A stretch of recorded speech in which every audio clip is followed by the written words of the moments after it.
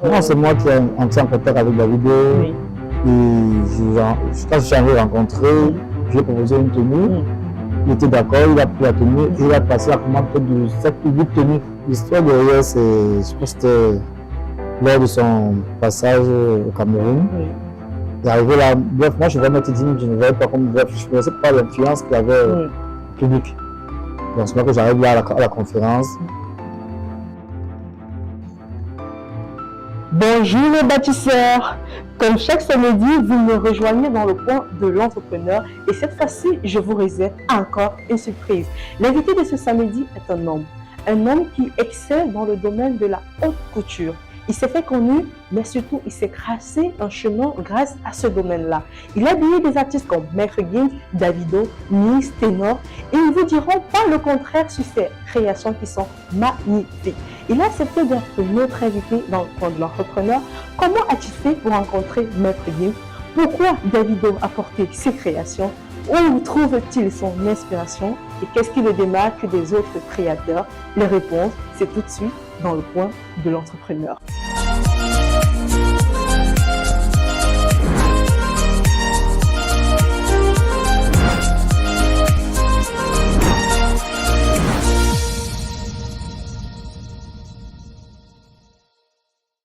Comme annoncé à l'introduction, nous sommes avec So Patrick. Bonjour Patrick et bienvenue à toi dans le coin de l'entrepreneur. Bonjour, bonjour. C'est un plaisir pour nous de vous recevoir après plusieurs essais. Enfin, vous avez trouvé du temps pour être avec nous. Ah, merci, c'est avec plaisir d'être parmi vous. Alors, parlez-nous de votre parcours et de ce qui vous a inspiré à vous lancer dans l'industrie de la haute couture. Comment je peux expliquer ça? Bref, c'est la passion, hein, c'est une passion. Comment je me lance? Bon, juste par curiosité. Oui. Et après, c'est devenu une passion en fait. Donc, il est venu comme ça par mon papa qui a dit, essaie aussi de t'y mettre quoi. Donc, j'ai essayé, pour finir, j'ai pris goût et c'est devenu une passion, une très grande passion pour moi. Donc, Et quels sont justement les principaux défis que vous avez rencontrés en lançant votre entreprise au Cameroun? Les défis, déjà ça n'a pas été facile. Déjà, vous savez, le pain déjà était d'abord la manière de percevoir le pain, la manière la manière que les gens percevaient le pain, c'était différemment. C'était toujours genre deuil, funérailles, mariage. Donc c'était un peu comme ça.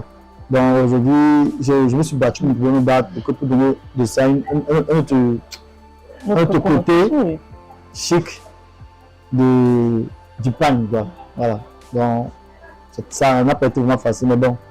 Et comment aujourd'hui vous décrivez votre style et qu'est-ce qui vous démarque justement des autres créateurs de mode? Qu'est-ce qui me démarque? Difficile de dire. Donc, ma particularité, c'est ce métissage. En fait. Donc, je fais du style européen et du style africain. C'est ça que j'appelle le métissage. Donc, je fais du métissage. Je donne plutôt de la touche au pain. Donc, je donne de la beauté au pain. Donc, pour moi, voilà mon dedans. Est-ce que vous avez des influences qui jouent un grand rôle dans vos créations? Où est-ce que vous trouvez votre inspiration? Maintenant, si je dis ça, va pas me croire, mais moi, je n'ai pas d'influence. Je n'ai jamais une idole. Non. J'ai toujours voulu être celui-là qu'on va plutôt aimer et adopter son style. Donc, voilà. Mais où est-ce que Patrick trouve son inspiration? Est-ce qu'il se lève un matin et dit voilà, je vais sortir un modèle comme ceci, ou alors c'est vraiment tout un processus de création? Moi-même, parfois, ça me dépasse. Honnêtement, ça me dépasse. Je n'arrive pas à expliquer ça.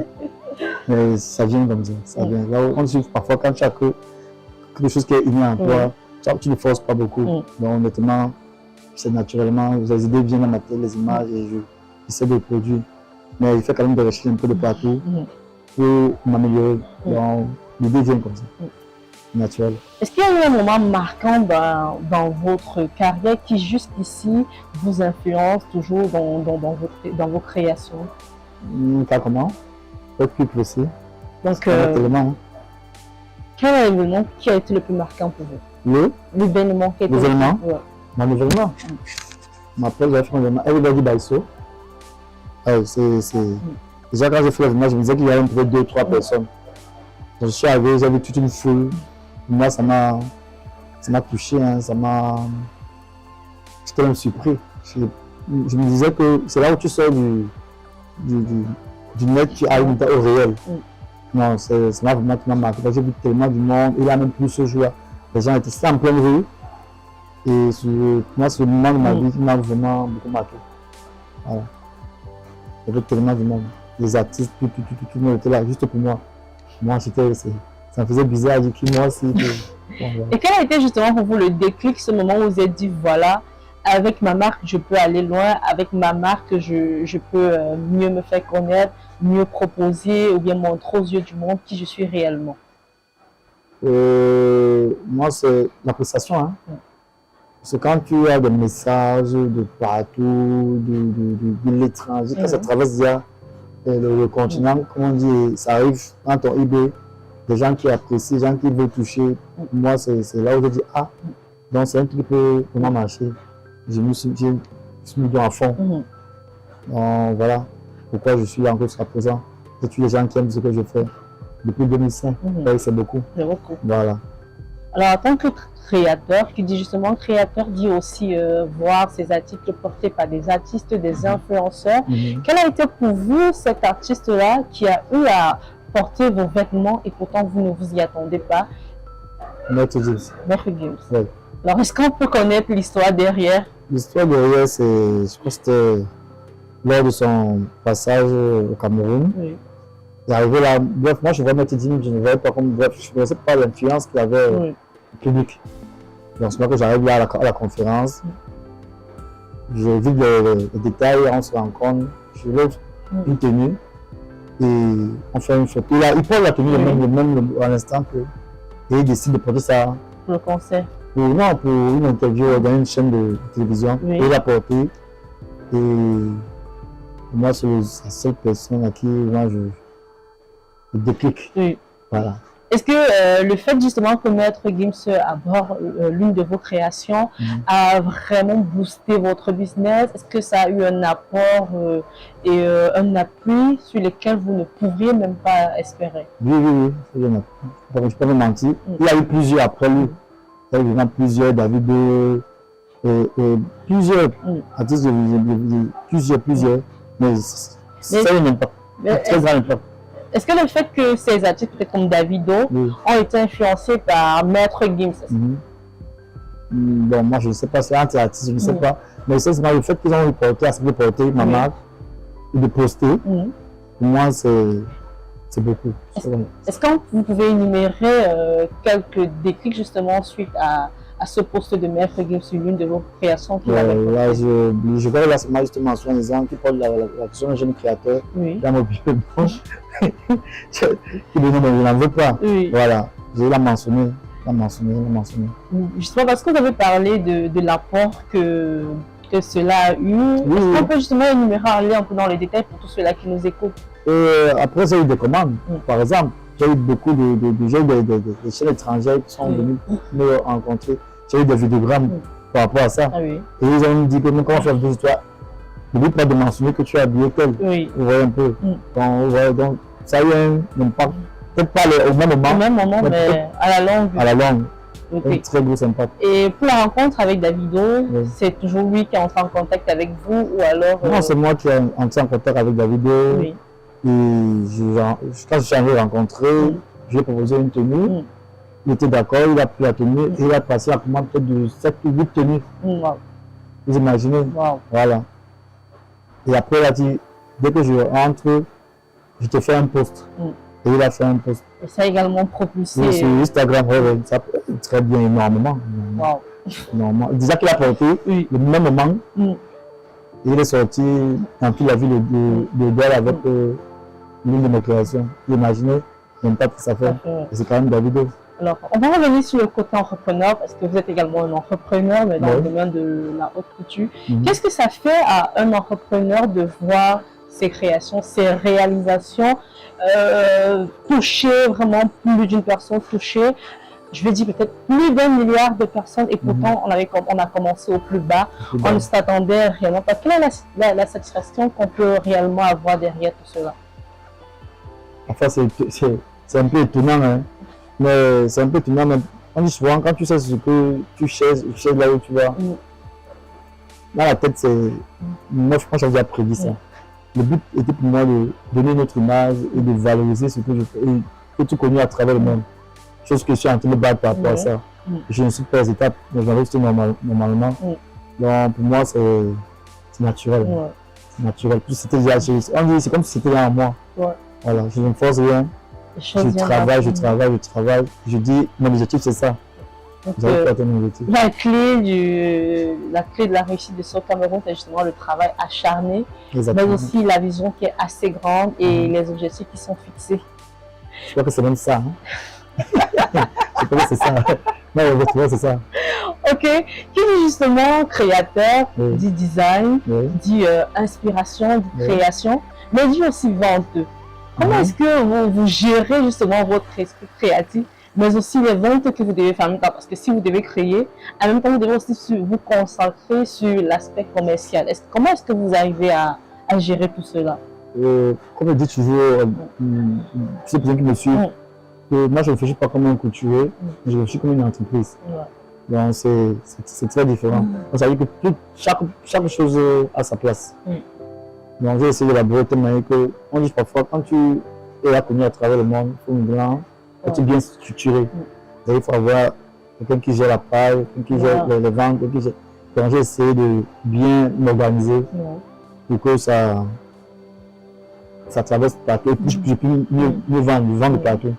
Et j'ai encore d'autres partenaires qui m'approchent pour les expéditions de partout dans le monde. Donc voilà. Et en tant qu'entrepreneur, quelles sont les difficultés que vous avez eu à rencontrer dans le domaine de la mode, mais aussi dans l'établissement de votre entreprise? Moi, la seule difficulté que moi j'ai, c'est juste de produire. Hein. De produire, d'avoir assez de matériel, employé. Moi, c'est mon problème. Plus tu fais la pub, plus il y a de la demande. Il faut satisfaire la demande.